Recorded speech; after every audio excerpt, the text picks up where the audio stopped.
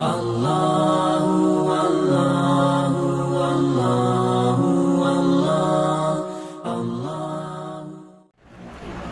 دوستوں، میرے ساتھی، یہ جو شعبان کا مہینہ ہے، یہ رمضان کا مقدمہ ہے۔ جیسے ہم ایک مضمون کا ٹائٹل ڈالتے ہیں، ٹائٹل، لیکن ٹائٹل ڈالنے کے بعد مضمون کا جو رنگ ہوتا ہے وہ کچھ اور ہی ہوتا ہے۔ تو ایسے ہی یہ شعبان کی 15 تاریخ آتی ہے، یہ رمضان کا ایک ٹائٹل ہے۔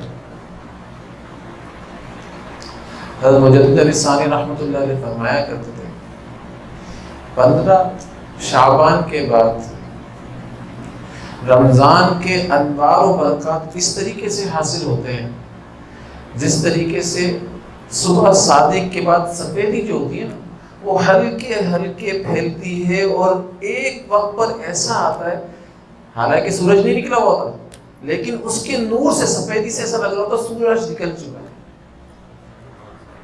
بالکل اسی طریقے سے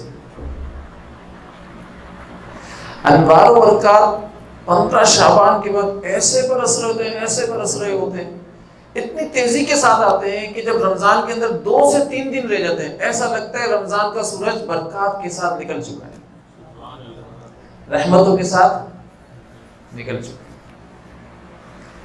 یہ رمضان کی برکات اور رحمتیں ایسی ہوئی، لہذا ہمارے حضرت فرمایا کرتے تھے کہ بھائی ابن الفضل ایک تابعین ہے، تابعین میں سے تابعی ہیں، وہ فرمایا کرتے تھے کہ صحابہ کرام رضوان اللہ علیہم اجمعین کا جو مزاج تھا نا، وہ کیا تھا؟ فرمایا کرتے تھے کہ کانوا یدعون اللہ 6 اشہر این یبلغہم رمضان،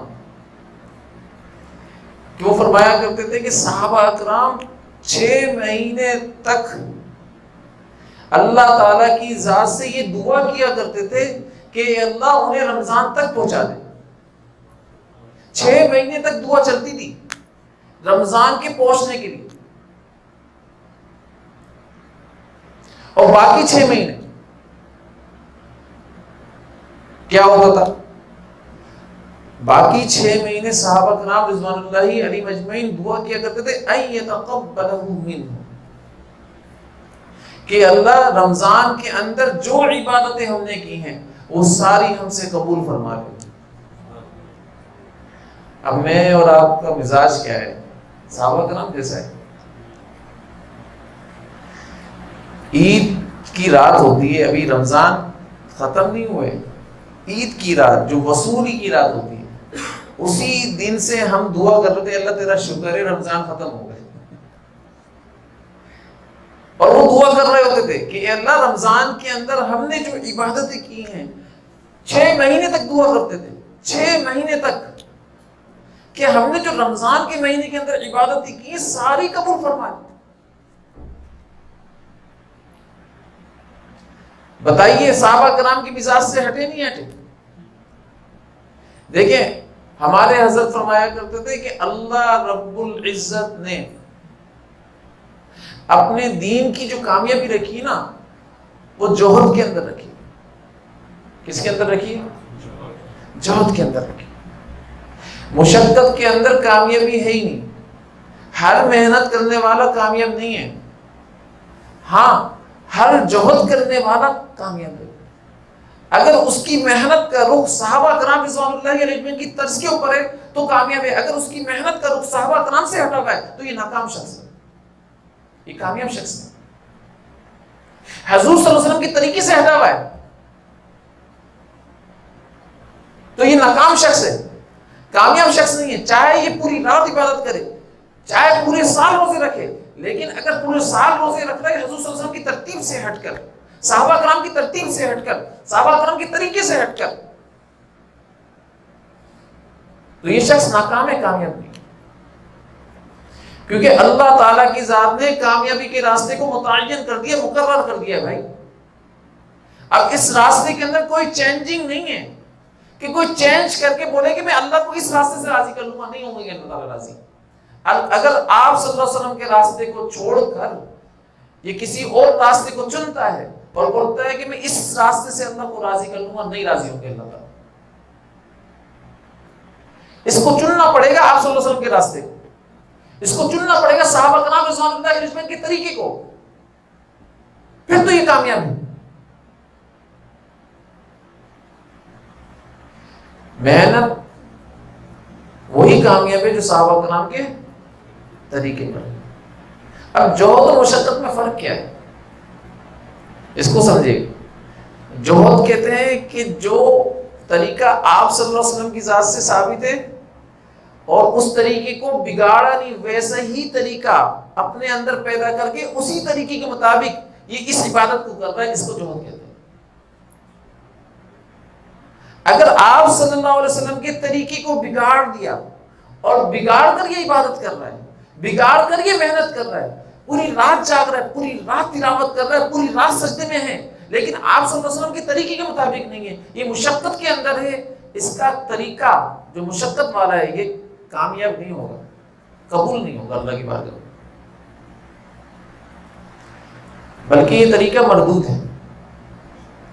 اللہ اس کو پوری رات کی عبادت کو اس کے منہ پر دے کر مار دے کہ نہیں چاہیے، کیونکہ اللہ تعالیٰ کی ذات کو بھی کون سی عبادت چاہیے ہے اپنے حبیب صلی اللہ علیہ وسلم کے طریقے کے مطابق۔ ارے میرے حبیب صلی اللہ علیہ وسلم کے طریقے کے ساتھ لے کر آؤ، اگر آنا ہے تو ان کے طریقے کے ساتھ آؤ، اور اگر ان کے طریقے سے ہٹ کر آ رہے ہو ناکام ہو، ناکام۔ ہمارے حضرت نے ایک شخص کو دیکھا،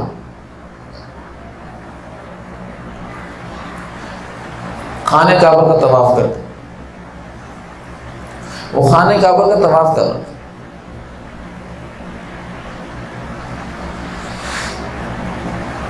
اور بھاگ بھاگ کر رہا تھا۔ ہمارے اندر بھی ایسے بہت سارے لوگ ہیں جو خانہ کعبہ کا طواف کو ہی سمجھتے ہیں کہ طواف کرنا ہے، ان کو یہ طریقہ نہیں معلوم کرنا کیسے، بھاگ بھاگ کر رہا تھا۔ تو حضرت نے فرمایا کیا ہوا، تم بھاگ کر کیوں کر رہے ہو طواف، کیا ہو گیا تمہیں، کوئی پیچھے لگا ہوا ہے تمہارے؟ فرمایا میں نے تعداد مکمل کرنی ہے۔ تو ہمارے حضرت نے فرمایا ارے آپ صلی اللہ علیہ وسلم کے طریقے سے ہٹ کر تو جو تو طواف کر رہا ہے اس پر عذاب ملے گا، گناہ ملے گا، اس پر ثواب نہیں ملے گا تجھے۔ اور تو زمین پر کہاں پر ہے، کون سی زمین یوز کر رہا ہے، تو استعمال کون سی زمین کر رہا ہے؟ خانہ کعبہ ہے، حرم ہے، حرم، اس زمین کے اوپر تو آپ صلی اللہ علیہ وسلم کے طریقے کو چھوڑ کر اپنا طریقہ اپنا کر چل رہا ہے، اللہ تعالیٰ اس زمین کے اوپر بھی تیرے عمل کو مردود کر دیں گے، نہیں چاہیے۔ قابل عمل اور قابل قبول تو وہی عمل ہے جو آپ صلی اللہ علیہ وسلم کے طریقے کے مطابق ہو۔ اس لیے جنگ صفین ہو رہی ہے، آپ صلی اللہ علیہ وسلم کی ذات کا طریقہ کیا تھا کہ نماز کے بعد تھوڑی دیر کے لیے تسبیحات کرتے تھے۔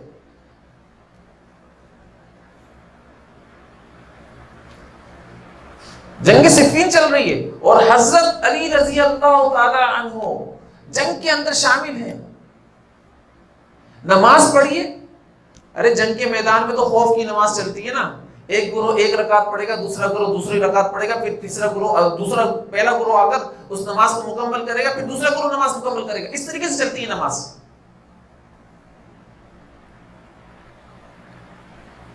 لیکن حضرت علی رضی اللہ تعالیٰ عنہ نے اپنی نماز مکمل کی، اور نماز مکمل کرنے کے بعد جو تسبیحات آپ صلی اللہ علیہ وسلم سے ثابت تھی اس کو بھی کیا وہیں بیٹھ کر،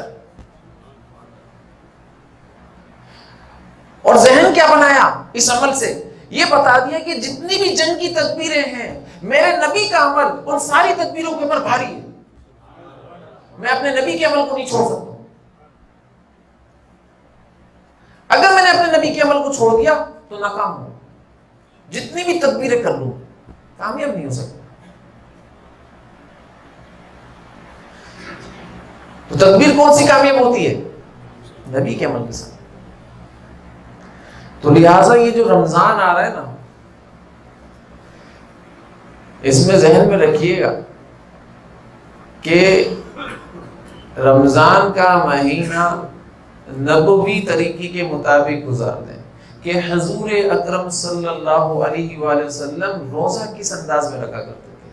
حضور صلی اللہ علیہ وسلم کا روزہ کیا ہوتا تھا، حضور صلی اللہ علیہ وسلم کے صحابہ کرام رضوان اللہ علیہ اجمعین کا روزہ کیا ہوا کرتا تھا. ہمارے روزے تو بھوک کے اوپر مبنی ہوتے نا، پیاس کے اوپر مبنی ہوتے، بیوی سے دور ہوتے، اس کے اوپر مبنی ہوتے، اسی کو روزہ سمجھتے ہیں. اگر کسی ڈاکٹر نے یہ کہہ دیا نا کہ بھئی 12 گھنٹے تک آپ نے کھانا نہیں کھانا کیونکہ آپ کا کل ٹیسٹ ہے، ارے یہ تو ڈاکٹر کے کہنے پر بھی ہم بھوکے رہ لیتے ہیں، پیاسے رہ لیتے ہیں، رہتے نہیں رہتے.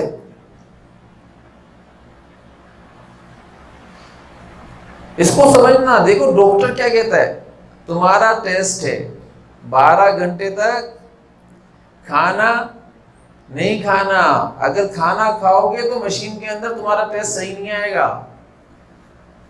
سمجھ گئے میری بات کو؟ اسی طریقے سے اللہ تعالیٰ کی ذات نے روزہ رکھا ہے بھائی، اور فرمایا اس روزے کے اندر تم نے کام کیا کرنا ہے، 4 عمل کرنا ہے. حضور اکرم صلی اللہ علیہ وسلم نے فرمایا اس روزے کے اندر تم نے کیا کام کرنا ہے. پہلا عمل کہ بھئی تحلیل کے اسباق کرنے، تحلیل کرنی، لا الہ الا اللہ، لا الہ الا اللہ، یہ کرنا ہے. کیا مطلب؟ کہ اپنے اندر سے اللہ کے غیر کو نکال کر باہر پھینکنا ہے اور اللہ تعالیٰ کی ذات کو ہی لانا ہے اپنے اندر. غیر کا انکار کرنا، اللہ کا اقرار کرنا، یہ کام کرنا ہے اس رمضان کے مہینے کے اندر. اور آپ دیکھ لیجئے گا اسی رمضان کے مہینے کے اندر اللہ تعالیٰ کی ذات نے سارے خیر کے کام کرنے کا حکم دے دیا. یہ ایک امتحان ہے کہ اب یہ خیر کے کام کرنے کا میں نے حکم دے دیا ہے، جو خیر کا کام کر رہا ہے، جو مال خرچ کر رہا ہے، کیا اس کی نگاہ اس مال کے اوپر جاتی ہے؟ اگر اس کی نگاہ اس مال کے اوپر جاتی تو اس کا دل خرچ کرنے سے تنگ ہوگا، یہ میرے غیر کی طرف جا رہی ہے اس کی نگاہ، لا الہ الا اللہ کو چھوڑ رہا ہے. اور جس کو کسی سے امید ہے کہ بھئی رمضان کے مہینے کے میں اس سے مجھے کچھ حاصل ہو جائے گا اور اس کی نگاہ اس کی ذات کی طرف اٹھ رہی ہے، تو یہ بھی لا الہ الا اللہ کے عمل کو خراب کر رہا ہے، خراب کر رہا ہے. تیری نگاہ اس خیر کے کام کرنے والے کے اوپر اٹھی کیوں؟ تیرے پاس اللہ ہے یا نہیں ہے؟ تیری نگاہ تو اللہ کے اوپر اٹھنی چاہیے تھی. اسی لیے اس رمضان کے مہینے کے اندر حضور صلی اللہ علیہ وسلم نے فرمایا کثرت ذکر جو کرنا ہے لا الہ الا اللہ کا کرنا ہے،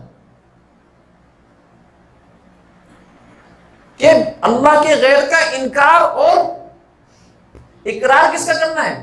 اللہ کی ذات. ہم کہاں کرتے ہیں یہ بتائیں؟ کرتے ہیں؟ سہارا ہی تو اللہ کا غیر ہوتا ہے. پورا رمضان اللہ کے غیر کے ساتھ گزرتا ہے اور پھر پورے سال اللہ کا غیر ہمارے دلوں کے اندر رہتا ہے. یقین جانے اللہ کی قسم اگر ایک مہینہ آپ اللہ کے غیر کے ساتھ نہ گزارے، اللہ کے ساتھ گزارے، پورا سال اللہ کے ساتھ گزرے گا، پورا سال اللہ کے ساتھ گزرے گا اور یقین اللہ کا رہے گا. ہمارے دلوں کے اندر اللہ کا غیر اس لیے کہ ہم رمضان کا مہینہ اللہ کے غیر کے ساتھ گزار رہے ہوگے، اسی لیے مالی اعتبار سے ہر حال کے اندر پریشان رہتے ہیں. ہماری ضروریات کا تعلق مال کے ساتھ ہوتا ہے، اللہ کے ساتھ ہوتا ہی نہیں ہے. کتنا بڑا شرک کر کے چل رہے ہیں ہم لوگ. ارے تعلق اللہ کی ذات سے رکھو. ضروریات پورا کرنے والا کون ہے؟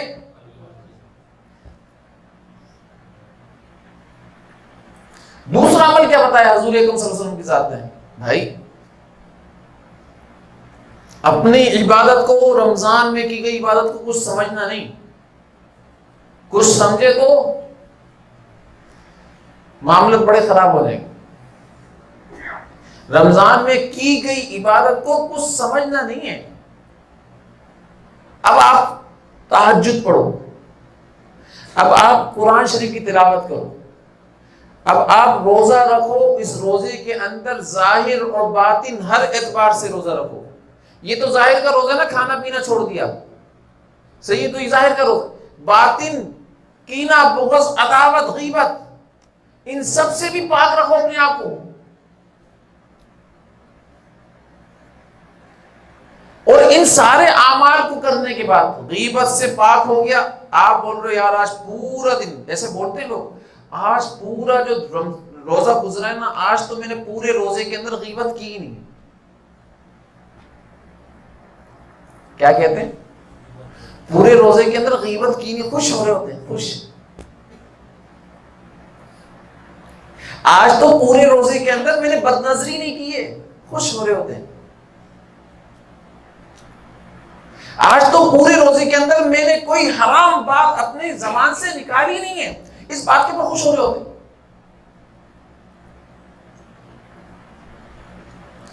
آج تو پورے روزے کے اندر، پورے رمضان کے اندر میں نے کوئی بہتان بازی کی نہیں ہے،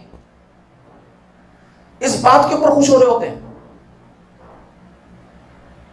ارے یہ خوش ہونے کا مقام نہیں ہے۔ حضرت فرمایا کرتے تھے کرتے جا اور ڈرتے جا،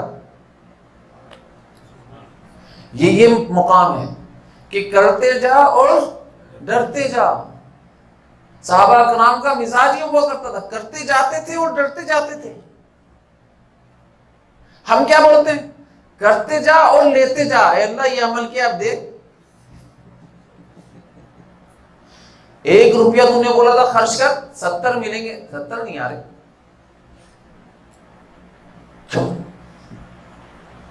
70 کی لالچ میں خرچ کر دیا۔ ایسا ہی ہوگا تو میرے بھائیوں، 70 کی لالچ میں خرچ مت کرنا، یا پھر کوئی بھی عمل کر رہے ہو تو کسی لالچ میں مت کرنا، نیت اللہ تعالیٰ کی ذات کی ہو۔ اور کوئی بھی خیر کا کام کر رہے ہو تو سبقت لے جاؤ، سبقت لے جانے کی کوشش کرو، لیکن ان خیروں کے کاموں کے اندر اپنا کوئی بھی اپنی ذات کی طرف نسبت مت کرو کہ ہم سے یہ کام ہو گیا۔ اگر اپنی ذات کی طرف نسبت کرنے لگ جاؤ گے تو یاد رکھنا تکبر کا شکار ہوگا۔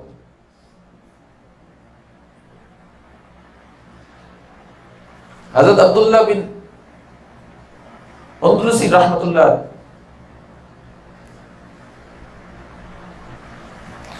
ایک بہت بڑے بزرگ ہیں، بہت بڑے بزرگ، حضرت شبلی رحمۃ اللہ علیہ کے پیر ہیں، شیخ ہیں۔ وہ ایک بستی کے اوپر سے گزر رہے تھے، یہودیوں کی، عیسائیوں کی بستی، تو سلیب لٹکے ہوئے دیکھے، سلیب ان کا نشان ہوتا ہے، وہ لٹکے ہوئے دیکھے، اور دیکھنے کے بعد آگے بڑھے،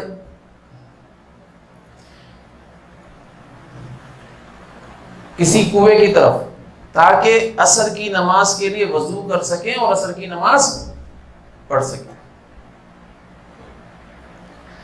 اب یہ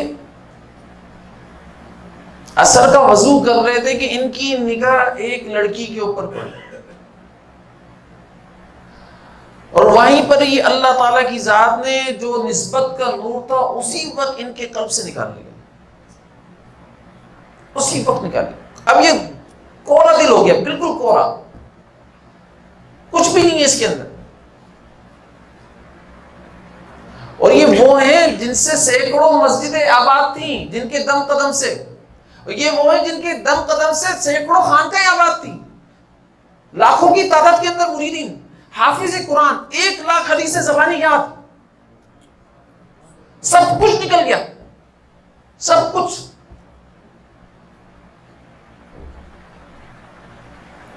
اب یہ لڑکی کے پیچھے پیچھے جا رہے ہیں، کسی سے پوچھا یہ کہاں رہتی ہے، تو کسی نے بتایا بھائی یہ نمبردار علاقے کی نمبردار کی بیٹی ہے، تم کیا کر رہے ہو یہ؟ بولا نہیں مجھے بتاؤ یہ کہاں رہتی. اس کا گھر بتایا گیا. اس کے والد سے جا کر ملاقات ہوئی اور فرمایا کہ میں آپ کی بیٹی سے شادی کرنا چاہتا ہوں. تو انہوں نے کہا ہم تو عیسائی ہیں تم مسلمان ہو. بولا کوئی بات نہیں لیکن میں آپ کی بیٹی سے شادی کروں گا. تو اس نے کہا کہ اگر میری بیٹی سے شادی کرنی ہے تو شرط ہے, اور وہ شرط یہ کہ آپ کو یہاں رہنا پڑے گا. پہلے میرے اور آپ کے اور ہمارے لوگوں کے درمیان میں انسیت تو پیدا ہو جائے. میں دیکھنا چاہتا ہوں, جانچنا چاہتا ہوں, میں جس سے اپنی بیٹی کی شادی کرنا چاہتا ہوں وہ کون ہے, کیسا ہے. اس بات کے اوپر راضی ہو. فرمایا لیکن شرط یہ ہے کہ سور کا جو ریوڑ ہے نا اس کو چلانا پڑے گا. اب یہ سوروں کے ریوڑ کو چلا رہے ہیں. 1,00,000 حدیث زبانی یاد, حافظ قرآن, دل کے اندر سے قرآن بھی نکل گیا, احادیث بھی نکل گئی.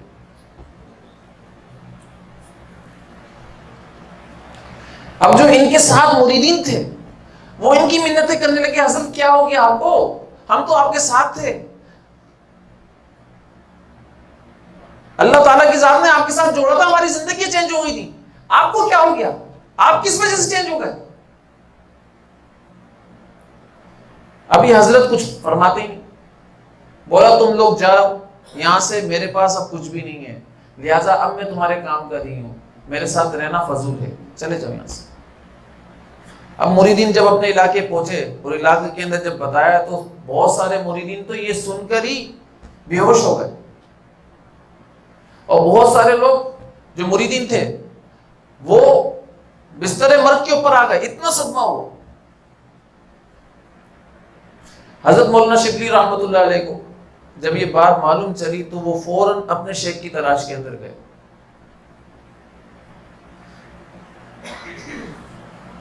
سفر ایسے آسانی سے نہیں ہو جایا کرتے تھے, کچھ مہینے لگا کرتے تھے. جب کچھ مہینوں کے بعد ان کے پاس پہنچے تو کسی سے پوچھا بھائی اس طریقے کا ہولیے کا کوئی شخص دیکھا ہے آپ نے. بولا ہاں, فلاں جنگل کے اندر ہو اور سوروں کو چلا رہا ہوگا, اس کے پاس چلے. جب گئے تو دیکھا کہ جس عصا کو ٹیک لگا کر, جس عمامے کو پہن کر یہ جمعے کا خطبہ دیا کرتے تھے, اسی عصا سے سوروں کو چلا رہے.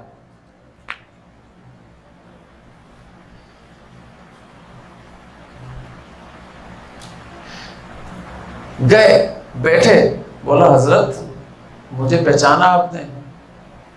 تو حضرت نے کچھ بولا ہی, خوب دیر تک روتے رہے, ان کی حالت کو دیکھ خوب روئے, اور اللہ تعالیٰ کی ذات کی طرف متوجہ ہو کر خوب دعائیں کرتے رہے.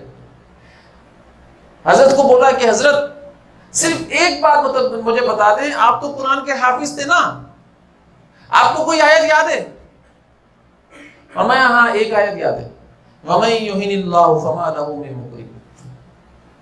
یاد ہے, یاد ہے کہ جس کو اللہ تعالیٰ ذلیل کرے پھر اس کو عزت دینے والا کون ہے. اس کا ترجمہ یہ ہے, جس کو اللہ تعالیٰ ذلیل کرے, آیت بھی کون سی یاد ہے, وَمَن يُهِنِ اللَّهُ فَمَا لَهُ مِن مُكْرِمٍ, کہ جس کو اللہ تعالیٰ کی ذات ذلیل کرے پھر اس کو کوئی عزت دینے والا نہیں. فرمایا حضرت خوب روئے اس بات کے اوپر. پھر جب رونا بند ہوا تو فرمایا کوئی حدیث بھی یاد ہے. فرمایا ہاں ایک حدیث یاد ہے, وَمَن بَدَّلَ دِينَهُ فَاقْتُلُوهُ, کہ جو اپنے دین کو ہی تبدیل کر دے اس کو قتل کر دو. یہ حدیث یاد ہے بس, اور کوئی یاد نہیں. پھر اس بات کے اوپر خوب روئے. اب مولانا شبلی رحمۃ اللہ علیہ توجہ کس کے اوپر ہے, اللہ کی ذات کے اوپر, اور خوب رونا دھونا مچا ہوا ہے کہ اتنے میں اللہ تعالیٰ کی ذات کے پاس انہوں نے گڑ گڑا کر بولا, اے اللہ مجھے تیری ذات سے یہ امید تو نہیں تھی کہ مجھے تو ایسا کر دے گا, تیری ذات سے تو مجھے امید نہیں تھی. یہ جملے بولے ہیں فوراً اللہ تعالیٰ کی ذات نے توبہ قبول کی ہے, اور ساری چیزیں ایک دم, جو قرآن کے الفاظ چلے گئے تھے دل سے ایک دم بحال ہوئے, جو احادیث چلی گئی تھی ایک دم بحال ہوئے, جو نسبت کا نور چلا گیا تھا دل کے اندر فوراً آ گیا, فوراً چینج ہو گئے.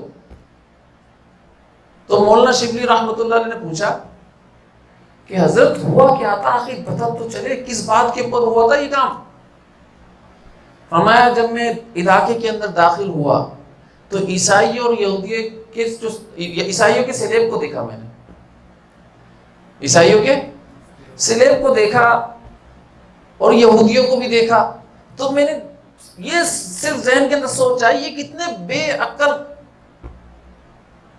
کم ذہن کے آدمی ہیں کہ یہ اللہ کی عبادت کو چھوڑ کر شرک کر رہے ہیں۔ بس اللہ تعالیٰ کی ذات نے اس بات پر میری پکڑ کر لی کہ تو نے بولا کیسے، مطلب ان کی محرومی کے معاملات کو عقل کے اوپر کیسے لے کر گیا تو، میری ذات کے اوپر کیوں نہیں لے کر گیا؟ کہ کتنے کم عقل لوگ ہیں۔ ارے اگر عقل کی بات تھی تو اللہ تعالیٰ کی ذات نے فرمایا اب تیرے اندر سے ہم ساری چیزیں نکالتے ہیں، اب اپنی عقل کے اوپر، اپنی عقل سے میرے دین کے اوپر چل کر دکھا دوں۔ تو اپنی عقل سے تھوڑی چل رہا ہے میرے دین کے اوپر، یہ تو میرا فضل ہے جو تیرے اوپر کیا ہوا ہے، میرے فضل کی وجہ سے تو میرے دین کے اندر ہے، اس میں تیرا کمال نہیں ہے۔ تو نے اپنا کمال سمجھا کیسے؟ تو نے نسبت عقل اور ذہن کی طرف کیسے کی؟ تجھے تو نسبت یہ کرنی چاہیے تھی کہ اللہ تعالیٰ کی ذات نے ان کو محروم کر دیا، یہ بولنا چاہیے تھا تجھے۔ تو نے ان کی عقلوں کی طرف کر دیا کہ ایسا لگا کہ وہ اپنی عقل سے دین پر نہیں چل رہے، اپنی کم عقلی کی وجہ سے وہ شرک کر رہے ہیں۔ تو بتانا مقصود یہ تھا کہ اللہ تعالیٰ کی ذات ہی سب کچھ کر رہے ہیں، اور یہ بتانا مقصود تھا کہ اپنے آپ کو کچھ نہیں سمجھو۔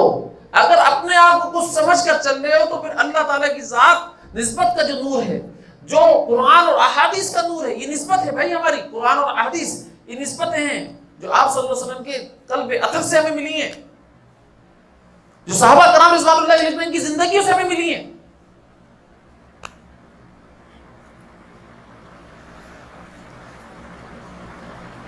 تو آپ یقین جانیں کہ اپنے عمل کو اگر بڑا سمجھا، اپنے آپ کو بڑا سمجھا کہ میں اس رمضان کے مہینے کے اندر میں نے غیبت نہیں کی، پورا روزہ آج تو غیبت کے بغیر گزار دیا، پورا روزہ آج تو بہتان کے بغیر گزار دیا، پورا روزہ آج تو کینہ اور بغض کے بغیر گزار دیا، اگر اپنی طرف نسبت لے کر چلے گئے تو ایسا ہی پورا رمضان گزرے گا جیسا ان کے ساتھ حال ہوا ہے۔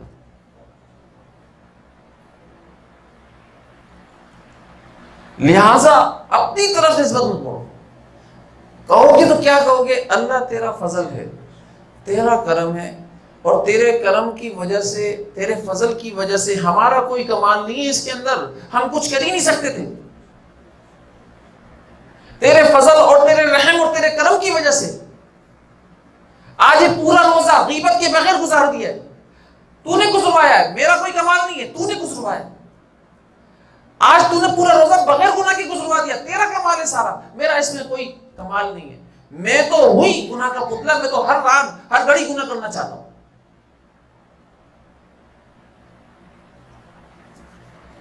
لہذا رمضان کے مہینے کے اندر ہمارے حضرت فرمایا کرتے تھے زیادہ اعمال کرنے کی ضرورت نہیں ہے، خدا کے واسطے زیادہ اعمال کرنے کی ضرورت نہیں ہے، اپنے آپ کو تھکانے کی ضرورت نہیں ہے، صرف ایک عمل کر لو، اور وہ عمل کیا ہے؟ گناہ چھوڑ دو، گناہ کرنے کی مشق چھوڑنا شروع کر دو۔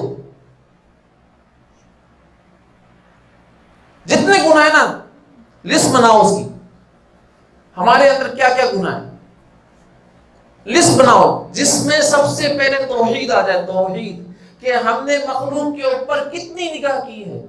اگر یہ مخلوق کے اوپر نگاہ کر کر چل رہا ہے تو ہم نے اب مخلوق کے اوپر سے نگاہ ہٹانی ہے، اللہ تیری ذات کے اوپر لگانی ہے۔ پہلے یہ ساری چیزیں طے کرو، ہر معاملے کے اندر، ہر معاملے کے اندر کوئی بندہ خیر کا کام کر رہا ہے اور خیر کا کام کرنے کے اندر اس کے مال کے اوپر آپ کی نگاہ ہے، تو آپ یہ طے کر لو کہ یہ خیر کا کام اللہ تعالیٰ کی ذات کا فضل ہے اس کے اوپر، اور اس کے ذریعے سے میرے ساتھ میں جو کر رہا ہوں خیر کا کام، یہ بھی اللہ تعالیٰ کی ذات کا فضل ہے،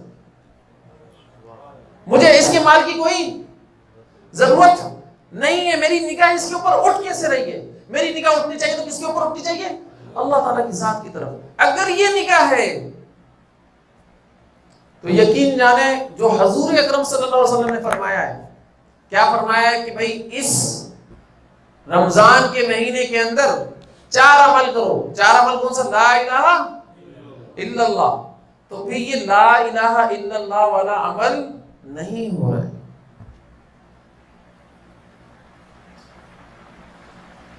اور جو خیر کا کام خود کر رہا ہے، زکوٰۃ وغیرہ یہ ساری چیزیں دے دیتا ہے، وہ زکوٰۃ وغیرہ کو خیر کا کام سمجھ رہا ہوتا ہے. سمجھ کیا نہیں بات؟ زکوٰۃ وغیرہ وہ خیر کا کام سمجھ. ارے زکوٰۃ تو فرض تھی نا، زکوٰۃ فرض تھی نہیں تھی.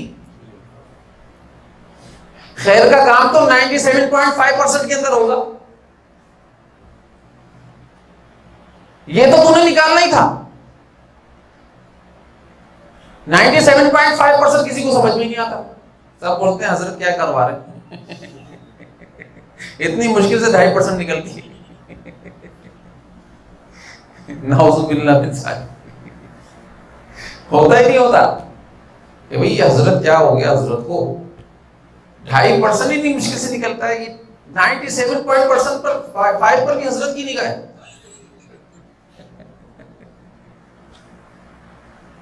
او بھائی میری نگاہ نہیں ہے. صحیح ہے نا؟ یہ مال آپ کا ہے ہی نہیں. سب سے بڑی بات تو یہ آپ نے اپنا سمجھا کیسے؟ صحیح ہے نا؟ یہ مال کس کا ہے؟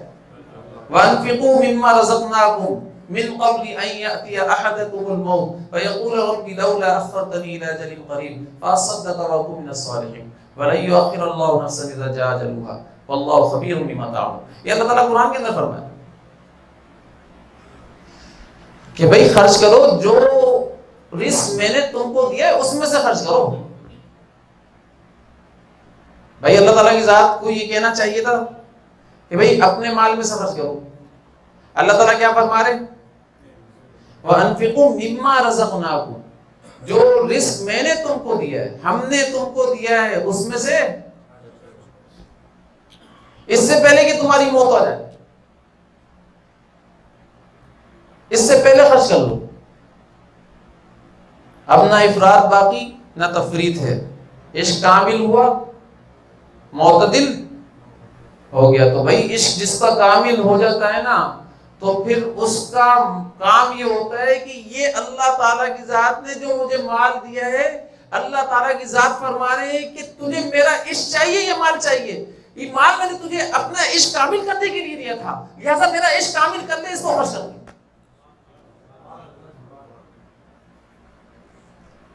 یہ تو اپنا عشق کامل کرنے کے لیے دیا تھا. تو جو شخص خیر کے کام کے اندر خرچ کر رہا ہے، وہ یہ سوچ رہا ہے کہ بھئی میں کر رہا ہوں خرچ، میرے سے اللہ تعالیٰ خیر کا کام کروا رہے ہیں. یقین جانے وہ اس کی نسبت اس خیر کے کام کے اندر اپنی ذات کی طرف چلی گئی. اس نے بھی لا الہ الا اللہ کی جو ضربیں تھی اس کو بگاڑ دیا. بھئی لا الہ الا اللہ کا مطلب کیا؟ یہی ہے نا، پاکستان نہیں. صحیح ہے نا؟ پاکستان نہیں کہہ دینا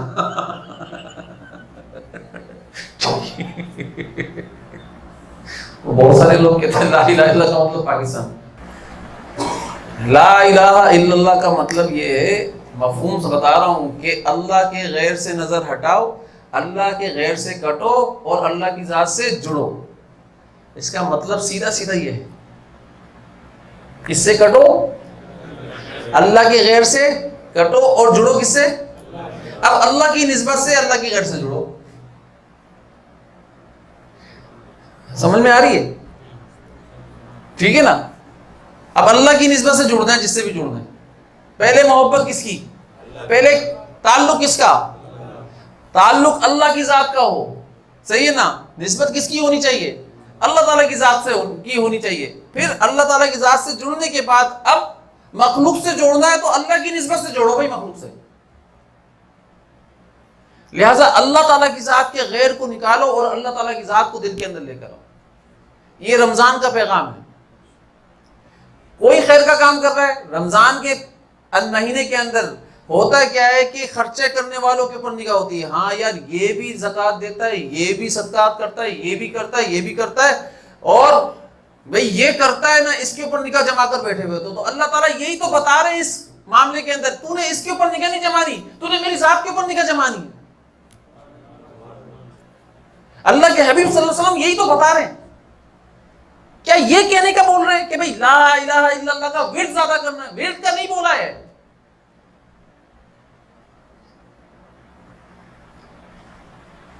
ارے اپنے اندر اللہ کے غیر جو چھپا ہوا ہے نا، اس کو نکال کر باہر پھینکنا ہے اور اپنے اندر اللہ کو لانا ہے، یہ بات ہے، اصل پیغام یہ ہے رمضان کا۔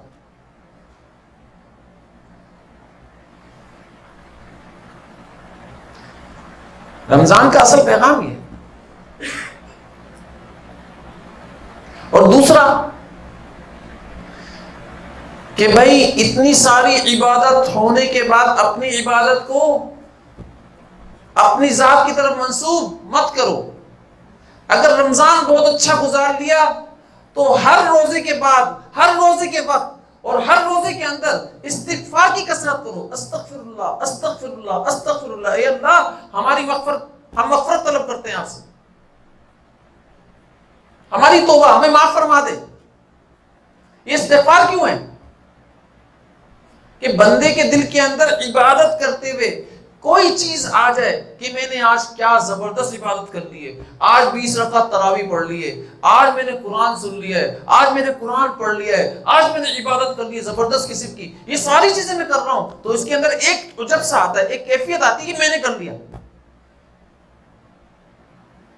اگر یہ ساری چیزیں پیدا ہو رہی ہیں تو اس میں تیرا کمال نہیں تھا، اس میں تو اللہ کی ذات کا فضل تھا۔ اگر یہ کیفیت پیدا ہو رہی ہے تو اس کے اوپر استغفار کر، اس کے اوپر استغفار۔ ہم سمجھ رہے ہیں گناہ کے اوپر استغفار کرنا ہے، گناہ کے اوپر تو توبہ کرنا ہے، ٹھیک ہے نا۔ استغفار کس کے اوپر کرنا ہے؟ نیک اعمال کے اوپر کرنا ہے استغفار، کہ اللہ تیرا جو حق تھا نا ان نیک اعمال کے اوپر، وہ حق ہم صحیح طریقے سے ادا نہیں کر سکے۔ جو روزے کا حق تھا نا، وہ روزے کا حق صحیح طریقے سے ادا نہیں کر سکے۔ جو نمازوں کا حق تھا، وہ نمازوں کا حق صحیح طریقے سے ادا نہیں کر سکے۔ جو تراویح کا حق تھا، وہ تراویح کا حق صحیح طریقے سے ادا نہیں کر سکے۔ جو قرآن سننے کا حق تھا، وہ قرآن سننے کا حق صحیح طریقے سے ادا نہیں کر سکے۔ اس پر استغفار ہے، اس پر استغفار ہے۔ کہاں کرتے ہیں ہم لوگ؟ کرتے ہیں بھائی؟ ارے بتاؤ تو صحیح یار۔ تو استغفار اس کے اوپر تھا۔ اب تیسری جو ہماری ضرورت ہے، چوتھی بھی ہماری ضرورت ہے، ٹھیک ہے نا، کیا ہے کہ اللہ تعالیٰ کی ذات سے جنت کو مانگو، جنت کو اور دوزخ سے پناہ۔ یہ تیسری اور چوتھی بات ہے۔ یہ 4 اعمال حضور صلی اللہ علیہ وسلم کی ذات نے فرمایا رمضان میں کرنا ہے، یہ حضور صلی اللہ علیہ وسلم کی ذات نے، لیکن یہ ترتیب کے ساتھ ہونا چاہیے۔ پہلے اللہ کے غیر کا انکار اور اللہ کا اقرار، اور اس اللہ کے غیر کے انکار کے اندر جو حق ادا نہیں ہو پایا آپ سے، اللہ کے غیر کے انکار کا، اور اللہ کے اقرار کا حق ادا نہیں ہو پایا، اس پر استغفار، اس پر استغفار۔ اور تیسری چیز جنت کا سوال، چوتھی چیز دوزخ سے پناہ مانگنا۔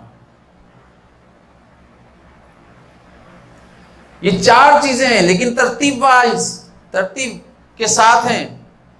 اب اگر کوئی جنت کا تو سوال کر رہا ہے، دوزخ سے تو پناہ مانگ رہا ہے، لیکن اللہ کے غیر کا انکار نہیں کرتا، تو اس کا جنت کا سوال اور دوزخ سے پناہ کا سوال بیکار چلا جائے گا، بیکار چلا جائے گا۔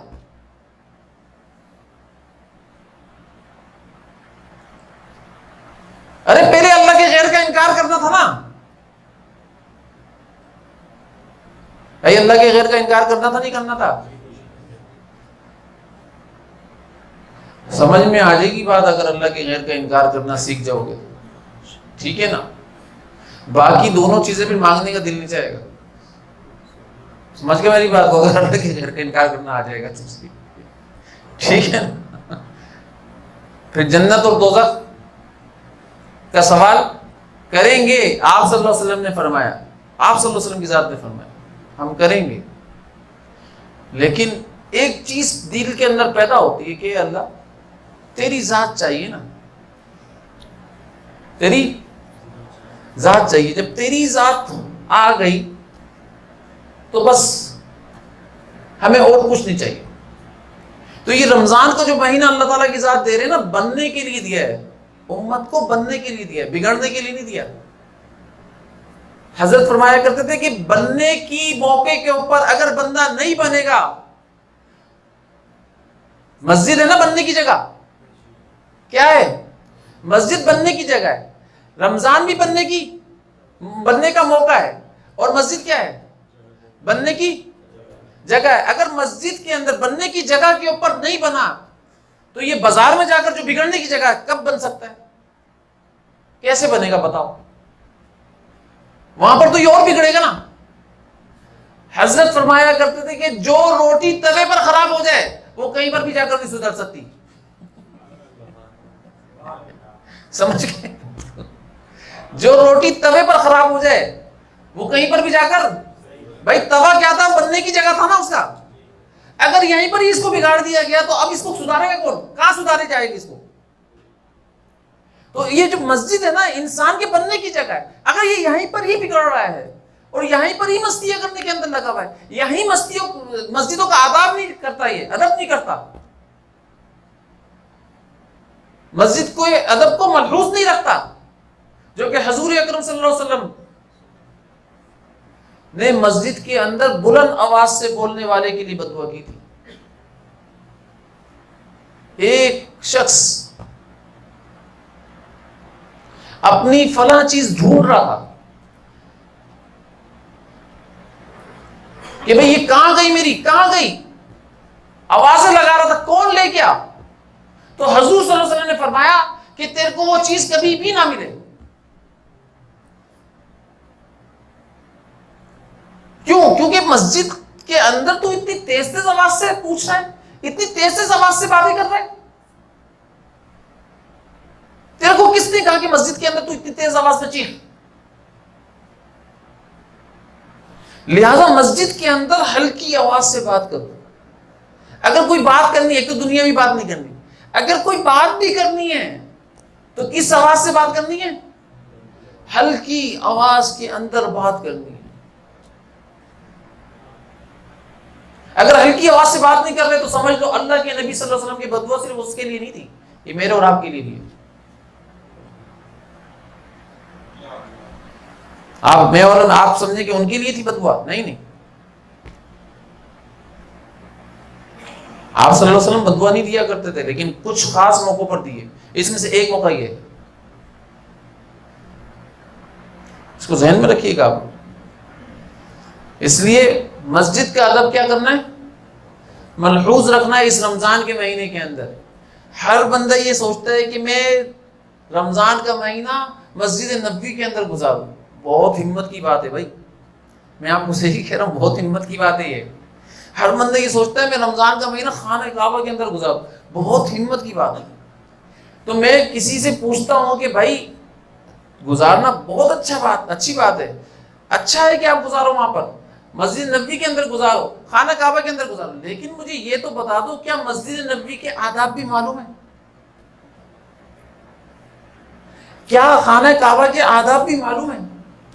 اگر خانہ کعبہ کے آداب نہیں سیکھے، ویسے ہی جا رہے ہو، یقین جانو ناکام لوٹ کر آؤ گے اور اللہ کا عذاب اپنے ساتھ لے کر آؤ گے. اللہ نہیں چھوڑیں گے. اور مسجد نبوی کے آداب نہیں معلوم تو ناکام لوٹائے جاؤ گے. آپ صلی اللہ علیہ وسلم کے پاس جب بایزید بسطامی رحمۃ اللہ علیہ حاضری کے لیے جایا کرتے تھے نا، سانس بھی روک لیا کرتے تھے، سانس کی آواز بھی نہ آئے، کہ سانس کی آواز لینا بھی وہی سمجھتے تھے بے ادبی ہے. اس سانس کی آواز کے اوپر بھی پکڑ نہ لیا جاؤں یہاں پر. وہ یہ سوچا کرتے تھے. اور میں اور آپ تو باقاعدہ موویاں بناتے ہوئے، باقاعدہ دوستوں سے باتیں کرتے ہوئے چل رہے ہوتے، دیکھ کہاں سے گزر رہا ہوں، تیرا بھائی کہاں سے گزر رہا ہے. اگر تو نے میرے سے مستیاں کی نا، یہیں پر ہی کھڑا ہو کر بددعا کروں گا تیرے لیے. بلیک میل اور کر رہے ہوتے ہو آپ. میں کہاں کھڑا ہوں بھائی؟ میں جنت البقیع کے پاس کھڑا ہوں، اور حضرت عثمان غنی رضی اللہ تعالیٰ عنہ کی قبر مبارک کے پاس کھڑا ہوں. یہاں دیکھ کیسے کھڑا ہوں، کیا بے ادبی ہو رہی ہے. قبرستان جانے کا طریقہ آپ صلی اللہ علیہ وسلم سے ہم نے سیکھا ہی. کس انداز میں جایا کرتے تھے؟ سیکھ لیتے نا. وہاں پر لکھا ہوا بھی ہے، نسأل اللہ لنا ولکم العافیہ وإنا انشاء اللہ بکم لاحقون. یہ آپ صلی اللہ علیہ وسلم جب بھی جایا کرتے تھے یہ دعا کیا کرتے تھے، ہم اللہ تعالیٰ کی ذات سے آپ کے لیے، اپنے لیے عافیت کا سوال کرتے ہیں، اور ایک دن انشاءاللہ ایک دن ہم بھی آپ کے ساتھ ملنے والے ہیں. یہ حضور صلی اللہ علیہ وسلم کی دعا ہوا کرتی تھی. کیا ہم اس انداز کے اندر چاہتے ہیں؟ بھائی آپ صلی اللہ علیہ وسلم کی دعا کیا ہے؟ نسأل اللہ لنا ولکم العافیہ. کو یہ عافیت جو ہے نا، عافیت کو میرے خیال سے کم درجے کی دعا سمجھ رہے ہیں، کم درجے کی چیز سمجھ رہے ہیں. دنیا کا، آخرت کا سب سے بڑا خزانہ عافیت ہے.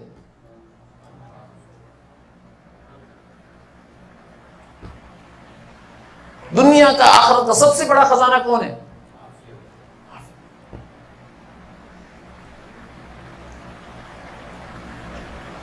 بعض لوگ تو بولتے ہیں ہمیں عافیت نہیں چاہیے، ہمیں عافیت کا مالک چاہیے. تو ان کی دوڑ عافیت کے مالک کی ہوتی ہے. لیکن اگر دوڑ کے اندر اخلاص ہے، یقین جانو عافیت کا مالک ان کو اللہ تعالیٰ عطا کرتے ہیں اس رمضان کے مہینے کے اندر. حدیث میں آتا ہے نا، وَأَنَا أَجْزِي بِهِ، کیا کہ ہر عمل کا اجر ہے لیکن رمضان کا اجر میں خود دوں گا. وَأَنَا أَجْزِي، میں اس کی جزا میں خود دوں گا. اور بہت سارے لوگ نے تو عزا بھی پڑھا اس کو، عزا بھی پڑھا اس کو. عزا بھی سے مطلب ہی چینج ہو جاتا ہے. عزی بھی سے مطلب کیا ہوتا ہے کہ اس کی جزا میں دوں گا، اور عزا بھی سے مطلب کیا ہو جاتا ہے اس کا بدلہ میں خود ہوں، میری ذات ہے. دونوں میں فرق ہے، دونوں میں فرق ہے، یاد رکھنا. عزا بھی سے مطلب یہ ہے کہ اس کا بدل میں خود ہوں، میری ذات ہے. اور ایک ہے عجزی بھی، کہ اس کی جزا، اس کا بدلہ میں خود دوں گا. بھائی ایک تو ہے نا اللہ تعالیٰ کی ذات نے کسی اجر کے اوپر حکم لگا دیا، اس کا بدلہ یہ ہے، اس کا بدلہ یہ ہے، اس کا بدلہ یہ ہے، یہ پتہ ہے اس حکم کے مطابق ہر عمل کا بدلہ مل رہا ہوگا، ٹھیک ہے نا. لیکن اس رمضان کے مہینے کا بدلہ ابھی پتہ نہیں ہے. اللہ تعالیٰ فرما رہے ہیں میں خود دوں گا، ابھی میں نے بدلہ بتایا نہیں ہے اس کا. ہر عمل کے اوپر بدلہ حکم کی بنیاد پر مل رہا ہوگا، اور اس کا بدلہ اللہ تعالیٰ خود براہ راست دے رہے ہوں گے. سمجھنا، غور سے سمجھنے کی ضرورت ہے. ہر عمل کا بدلہ حکم کی بنیاد پر مل رہا ہوگا، اس کا بدلہ اللہ تعالیٰ خود براہ راست دے رہے ہوں گے. لیکن اگر اس کو عزا بھی پڑھ دو، اور بہت سارے محدثین حضرات نے اس حدیث کو عزا بھی کے ساتھ تعبیر کیا ہے کہ بھئی الفاظ عجزی بھی نہیں ہے، عزا بھی ہیں. اور عزا بھی کا مطلب یہ ہے کہ اس کا بدلہ اللہ تعالیٰ کی ذات خود ہے، کہ جو اللہ کے لیے روزہ رکھتا ہے اللہ تعالیٰ بدلے کے طور پر اس کو اپنی ذات عطا فرمائیں گے. تو لہٰذا بھائی عمل کس کے لیے کرنا ہے؟ اللہ کے لیے کرنا ہے، اخلاص کے دائرے میں کرنا ہے. غیبت سے اس عمل کو خراب تو نہیں کرنا. اس عمل کو غیبت سے خراب کر دیا جاتا ہے، یاد رکھنا. غیبت اس رمضان کے مہینے کے اندر آپ غیبت نہیں کریں گے، یہ طے کر لیں. حضور اکرم صلی اللہ علیہ وسلم نے پورے مدینے کو روزہ رکھنے کا حکم دیا، سب نے روزہ رکھا. اب ایک ساتھی حضور اکرم صلی اللہ علیہ وسلم کے پاس آیا، فرمایا یا رسول اللہ افطار کا ٹائم ہو گیا، کیا میں اپنی دونوں میری بہنیں ہیں ان کو افطار کروا دوں؟ فرمایا نہیں، جب تک میں کسی کو حکم نہ دوں کوئی افطار نہیں کرے گا، ان کو بلا کر میرے پاس لے کر آؤ۔ وہ گیا، بولو یا رسول اللہ وہ تو شرم کے مارے آئی نہیں آپ کے پاس، آپ بس حکم دے دیں میں ان کو افطار کروا دوں۔ فرمایا نہیں، ان کو لے کر آؤ میرے پاس۔ زبردستی ان کو لایا گیا اور حضور اکرم صلی اللہ علیہ وسلم نے ایک برتن منگوایا اور فرمایا اس کے اندر کے کرو، اس کے اندر کے کرو۔ جب کے کروائی گئی تو تازہ تازہ خون اس برتن کے اندر نکلا اور گوشت کے لوتھڑے کچے اس برتن کے اندر نکلے۔ آپ صلی اللہ علیہ وسلم نے فرمایا جو اپنے بھائی کی غیبت کرتا ہے وہ اپنے بھائی کا اسی طریقے سے کچا گوشت کھاتا ہے جو ان کے پیٹ سے نکل رہا ہے۔ جیسا کہہ رہا ہوں ویسا ہی ہے۔ ارے سب سے زیادہ گوشت کس کا کھایا جاتا ہے؟ انسان کا کھاتا ہے بھائی، بندہ انسان کا گوشت کھاتا ہے۔ غیبت کرنے کی صورت کے اندر، اور حضور اکرم صلی اللہ علیہ وسلم نے پھر فرمایا اسی حدیث کے اندر کہ دیکھو ہر عمل کی مغفرت ہو جائے گی لیکن غیبت معاف نہیں ہوگا۔ غیبت کی کیسے توبہ کرو گے تم؟ غیبت اللہ تعالیٰ معاف نہیں کریں گے جب تک جس کی غیبت نہیں کی، جس کی غیبت کی اس کے پاس جا کر معافی نہ مانگو، معاف نہیں ہو۔ اس لیے غیبت کرنے سے پرہیز کرو یار۔ اچھا غیبت ہوتی کس طریقے سے؟ یوں اشارے سے کہ آج کل تو اشارے بھی ہاتھ کے بھی چل رہے ہیں، پتہ نہیں کیسے کیسے اشارے چل رہے ہیں نا، آپ انگلیاں بھی کھڑی ہو جاتی ہیں ہاتھوں سے، عجیب۔ یہ غیبتیں ہیں۔ کسی کو دیکھا اور ہاتھ سے انگلی کھڑی کر دی، اس کو نظر نہیں آیا لیکن دیکھ کر انگلی کھڑی کر دی، ہاتھ کھڑا کر دیا، یہ کیا ہے؟ یہ غیبت ہے۔ کوئی اس کو دیکھ کر مزے کر رہا ہے نا کہ یار یہ اس کے لیے ہاتھ کھڑا کیا ہے، اس کے لیے انگلی کھڑی کی ہے، تو یقین جانو یہ اس کی غیبت میں شامل ہو گیا، یہ اس کی غیبت کے اندر شامل ہو گیا۔ اور ہم لوگ ہاتھ کا اشارہ دیکھ کر ہنس رہے ہوتے ہیں، ہنس رہے ہوتے نہیں ہنس رہے ہوتے؟ جب ہم ہنس رہے ہیں تو سمجھ لو کہ ہم اس غیبت کے اندر شامل بھی ہو گئے، اور اس غیبت کرنے کے اوپر ہمارا دل کے اندر ذرہ برابر دکھ نہیں ہے، شرمندگی نہیں ہے۔ گناہ کا جو سب سے زیادہ کمزور درجہ ہے کہ کم از کم دل میں تو برا مانو، وہ بھی نکل گیا تو ایمان بھی نکل گیا، وہ بھی نکل گیا تو ایمان بھی نکل گیا۔ ارے بھائی اس کو سمجھنے کی ضرورت۔ تو لہذا سب سے زیادہ جو گوشت کھایا جاتا ہے کس کا کھایا جاتا ہے؟ انسان کا کھا رہا ہے آج کے دور کے اندر۔ کوئی بولے نا گائے کا کھایا جاتا ہے، میں بولوں گائے کا، میرے سے کسی نے ایک سوال پوچھا ایسے ہی کہ بتائیے سب سے زیادہ گوشت کس کا کھایا جاتا ہے؟ بولنا انسان کا۔ بولے کیسی باتیں کر رہے ہیں، انسان کا گوشت کہاں بکتا ہے؟ میں نے بولا ابھی تم تھوڑی دیر بعد اپنے بہن سے جا کر میری برائی کرو کہ مولانا صاحب کو پتہ نہیں کیا ہو گیا، اب تم میرا گوشت کھا رہے نہیں کھا رہے؟ میرے اندر سے جو طاقت ختم ہو جاتی ہے، میرے اندر جو خون کی کمی ہو جاتی ہے، کیسے ہو جاتی ہے؟ تمہاری غیبت کرنے کی وجہ سے تو ہوتی ہے۔ سمجھ گئے اس بات کو؟ صحیح بتا رہا ہوں یہ بات۔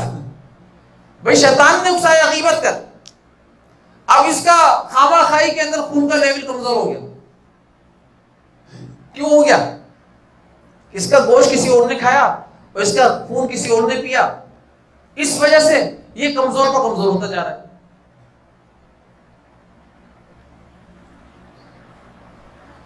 تحقیق کر لیجئے گا، پتہ چل جائے گا کہ یہ جو کمزور ہو رہا ہے اس کے اندر خون کی کمی ہو رہی ہے، کیوں ہو رہی ہے، کس وجہ سے ہو رہی ہے، تو پتہ چلے گا۔ میں آپ کو روحانی بات بتا رہا ہوں، پتہ چلے گا اس کا گوشت کہیں نہ کہیں زیادہ سے زیادہ کھایا جا رہا ہے، اس کا خون کہیں نہ کہیں زیادہ سے زیادہ پیا جا رہا ہے۔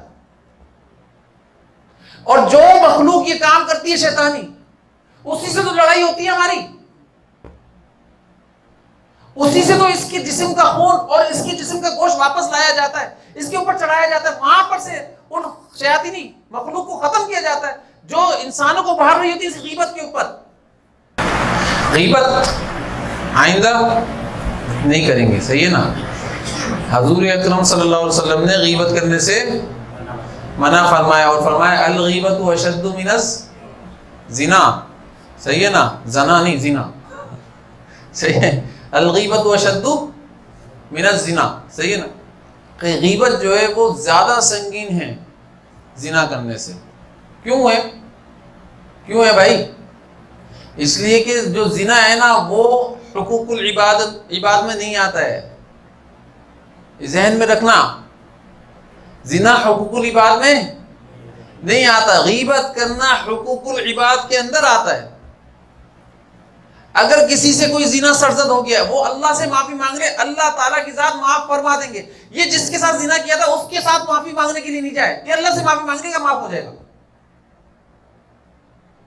ذہن میں رکھنا یہ ساری بات۔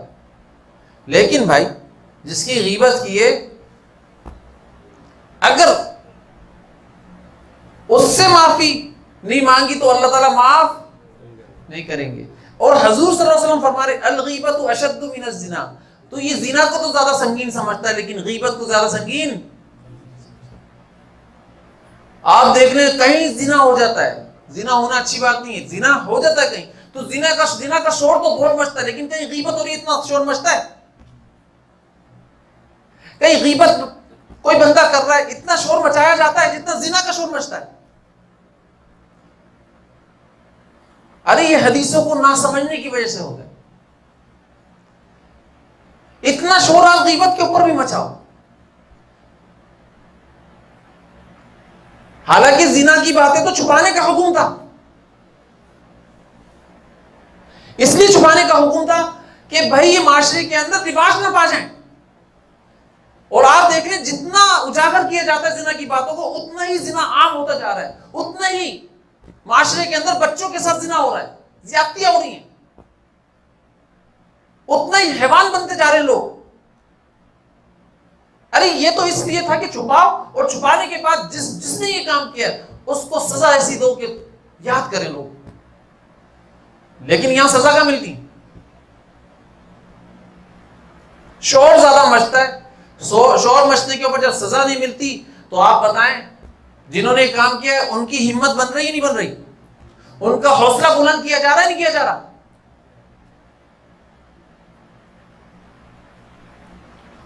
ارے سزا دے کر حوصلہ پست کر دو، ہمت پست کرو، پھر بات سمجھ میں آئے گی۔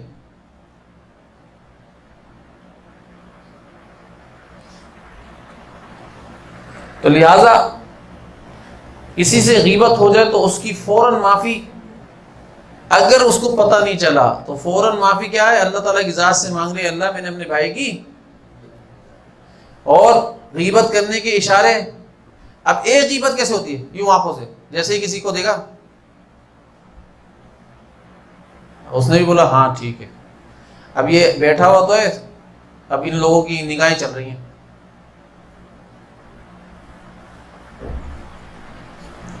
یہ کیا ہو رہا ہے؟ غیبت ہو رہی، صحیح ہے نا؟ یہ آنکھوں کے اشارے سے غیبت ہو رہی ہے، صرف زبان سے تھوڑی ہوتی ہے غیبت۔ حضرت عائشہ صدیقہ رضی اللہ تعالی عنہ نے ایک عورت کو کہا یہ چھوٹے قد کی، تو حضور اکرم صلی اللہ علیہ وسلم فرمایا تم نے اس کو چھوٹا قد کیسے دیا؟ حالانکہ وہ چھوٹے قد کی تھی۔